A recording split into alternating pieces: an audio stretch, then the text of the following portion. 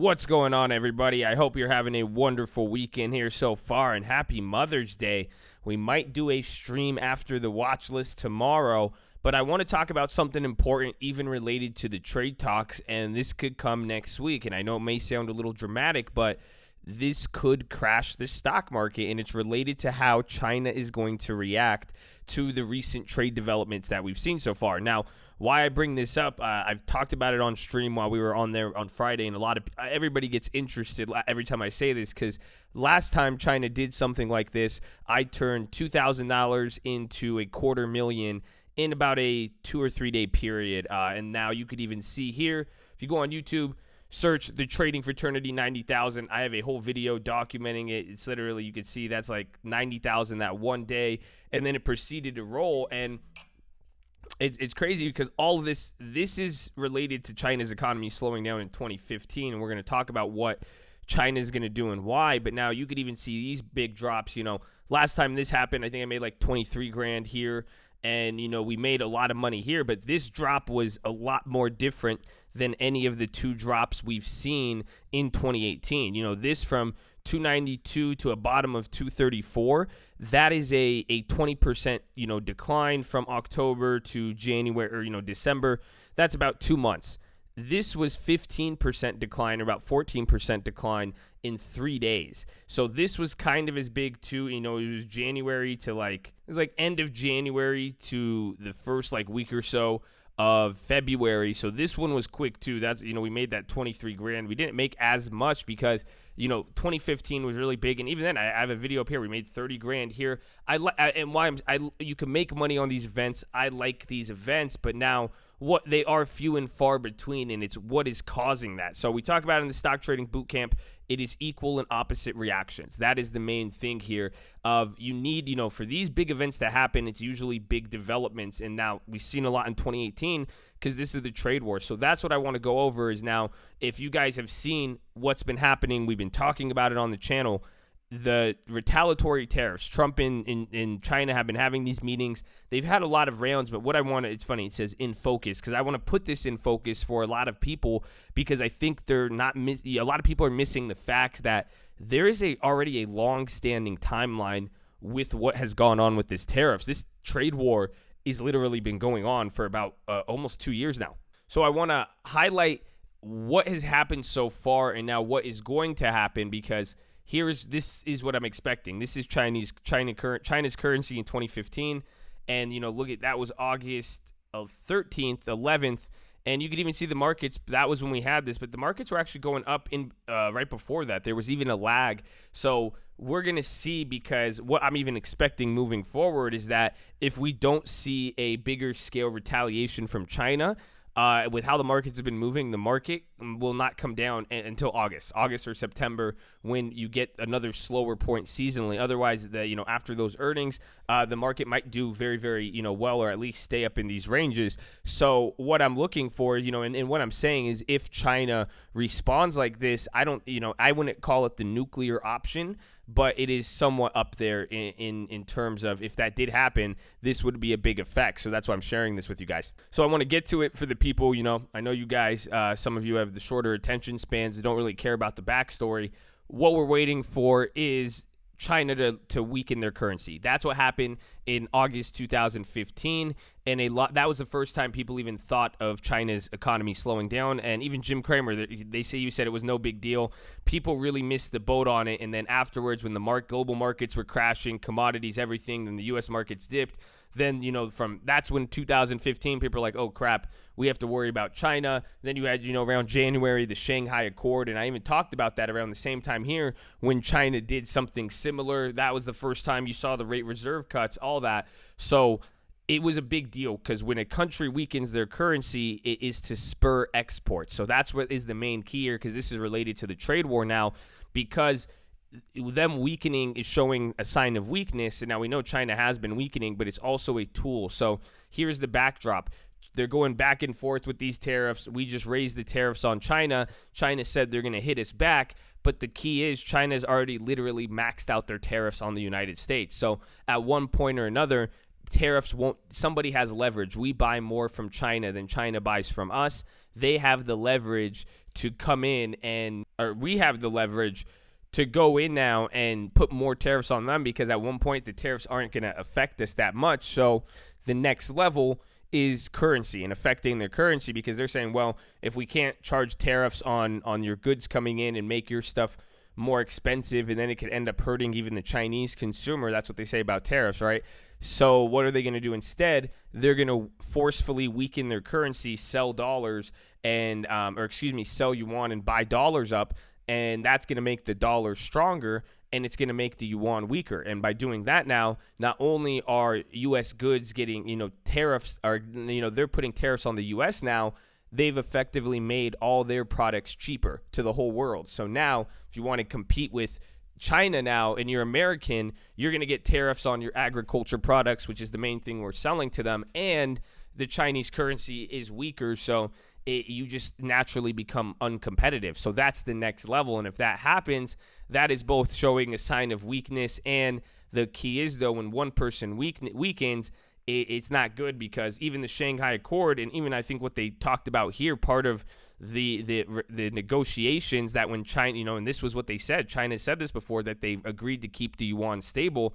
If this is what happened in 1973 around, Bretton Woods, and after the gold standard failed and they tried to get it back, and they're saying, hey, we agree to keep our currency stable. Then they're like, all right, well, if you're going to do this, we can't do this. So they're not going to keep their currency stable. They weaken it again. That can have an effect. Now, I think that will be a really bad effect. It could be the nuclear option. Other people would say, oh, they're going to sell the U.S. bonds, and, they own so much of our debt, they're going to sell it. But actually, think about it. They don't want to do that, because that would even weaken our dollar. And if our dollar gets weakened, the yuan gets strengthened, and their products become more expensive, it would hurt them. They want to hold it. And even if they did do that, if it was a potential to hurt the U.S., they would the first tool you would use would be your weakening of currency. And if you're using a monetary policy tool, it wouldn't make sense for them to just leap straight ahead to dumping U.S. treasuries or U.S. bonds when they have a tool of weakening the currency, and that would get the job done possibly. But the other effect is, if China weakens their currency, this is what it's a currency war, and that is what happened in 2015. What messed a lot of things up is that China's surprise weekend. You guys got to realize, if one person weakens, the next guy's like, hey, well, I'm competing with him too.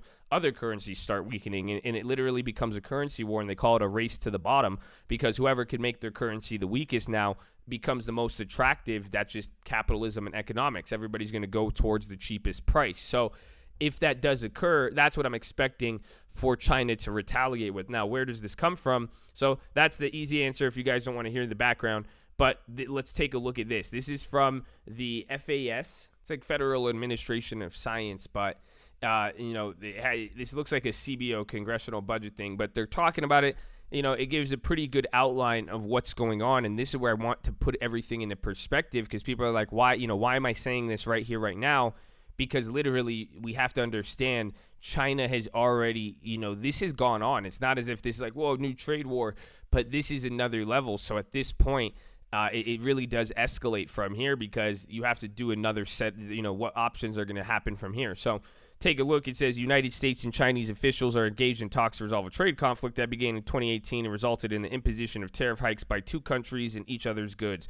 The outcome of the talks affect U.S. agriculture, food exports. President Trump and Chinese President Xi Jinping agreed on December 1st to suspend additional planned increases in punitive and retaliatory tariffs for 90 days to allow for negotiations. So think about that. That was the first time Trump and Xi Jinping met. They're like, oh, they're going to meet up now. They actually met in person, but then look what happened. 90 days, boom, they stalled. That's December 2018.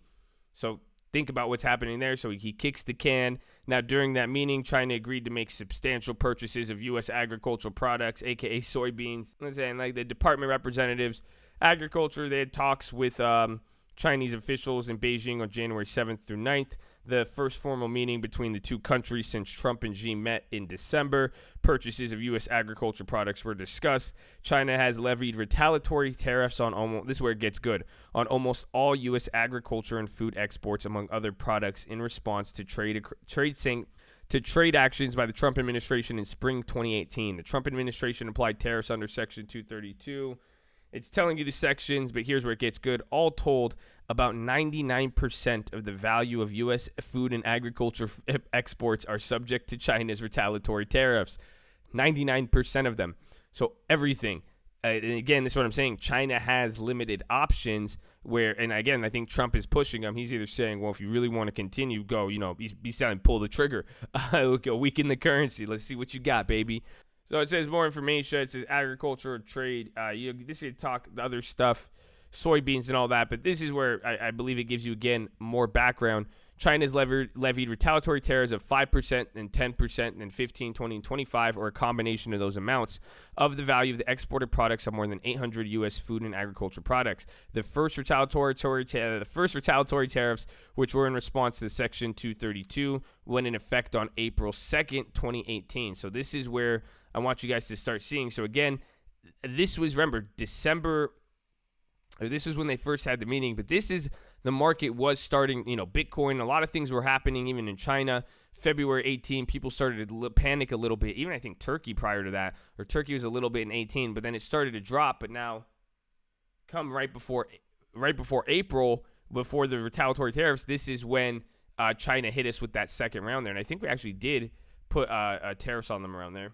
And then it kept going, said on China applied tariffs to more than 500 on July 6th. And then on September 24th. So let's see, July 6th, September 24th. You know what? I want to give you guys an idea of just where the markets were and how they reacted. And then September 24th, right before, then the market kind of actually started to hit after that. That's when we came back and said we're going to do more and more and more. And things just kept, and then that was even with the Fed and Powell panicking. So it's kind of crazy. If you guys take notice, every single time there's trade war escalations, it has almost always paralleled the Fed meeting. So which one is it, the Fed or China? I think it's usually China. So keep your eyes on the Powell put. But again, you guys are getting to see the timeline. But again, they're 99% maxed out. But what I want you guys to see, this whole process of wait 90 days, doing the meeting, now this meeting, then boom, we do a tariff, they do a tariff, we do a tariff. That's what it's, someone even said, like, I haven't heard that in so long. Is often in older, political theory, tit for tat. That's what it is. One country does this, one country does that. An eye for an eye, the whole world goes blind. But that's what you see is happening, and the market's coming in the middle of this now. So think about it. Markets are staying the same. China's market's getting dropped. Everyone's getting tariffs. It's literally getting pushed into the wall if they don't get on a deal. China has to respond, and China has to do something. So that is the next step, and that is what I'm waiting for. So if that does happen, I really think that could not crash the stock market, but give us one of these volatility events, and I'm going to be looking out for that. And if it does happen, that will be a great opportunity for all of us. So you better be on the stream. And that's pretty much it, you guys. So I love you. Drop a like. Make sure you subscribe if you're new. Put any questions. What do you guys think? I know I got some of my China and political and macroeconomic guys out there. Let me get your thoughts on this. I have many, many thoughts on this. I thought this was interesting just because as it's related to the trade war and everything right now. So let me get your thoughts. We got the watch list tomorrow night at 7, and I think I'm going to stream after that, but it's Mother's Day, so I don't know. You guys down with the Mother's Day stream? I know everybody has a mama for the most part. Well, everyone came out of a mom, so you guys get what I'm saying at this point. All right, but I'm going to see you guys tomorrow. Have fun. You enjoy your weekend. Enjoy your families. I love you all. Let's go.